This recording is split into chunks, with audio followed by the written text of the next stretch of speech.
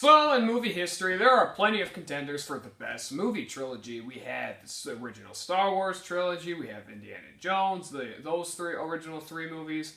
We possibly might even have the Mad Max movies in there, possibly. I'm just throwing out suggestions. And, well, once again, the Dark Knight trilogy might fit underneath that. And with the Dark Knight trilogy, it all began with the movie Batman Begins.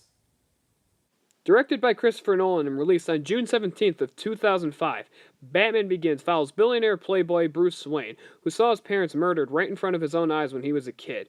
Bruce Wayne comes back to Gotham City to become a Bat vigilante known as the Batman. The Batman is here to take down a villain known as the Scarecrow, who has teamed up with his old mentor known as Ra's al Ghul, who is the leader of the League of Shadows. And when they threaten to destroy Gotham City, it's only up to Batman to stop them before it's too late.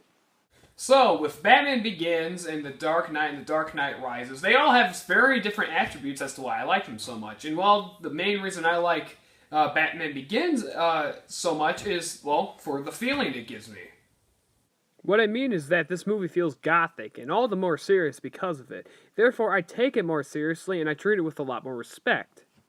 And not only that, the actors, even the minor characters that don't get as much screen time as the main characters, do a great job in their roles. What I mean is that performances like Katie Holmes as Rachel Dawes is sweet and memorable. We also have Michael Caine as Alfred Pennyworth, who not only does a great job playing a father figure to Bruce Wayne, but also a good friend, and just someone who Bruce Wayne can lean his shoulder on when he needs help. But I do have one main criticism with this movie, and that is with how they deal with the character of Scarecrow. What I mean is we go through the entire movie building up the character of the Scarecrow with how scary and terrorizing he's going to be to Gotham. And then we see him on a horse breathing fire. It's insane, but then he's taken out by Rachel shooting him with the taser. If it was that easy, then this movie would have ended like an hour ago. Well, that's about my only complaint with this movie. Aside from that, this movie looks great, it feels good, though the editing at times can be a little sloppy when it comes down to the action sequence, because this is in 2005 with all the quick cutting stuff.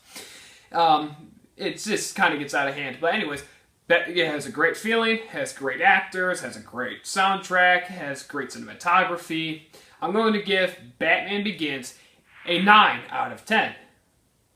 So, overall, this is a great movie. Though the editing at times is kind of poor, and though I do not like what they do with the Scarecrow towards the end of the movie, I do enjoy just about everything else. I enjoy the feel of this movie, I enjoy the tone, the acting, the cinematography, the soundtrack. I love it all. And, but due to those two tiny things, this movie kind of stays just below, it doesn't quite hit the 10 that it needs to hit.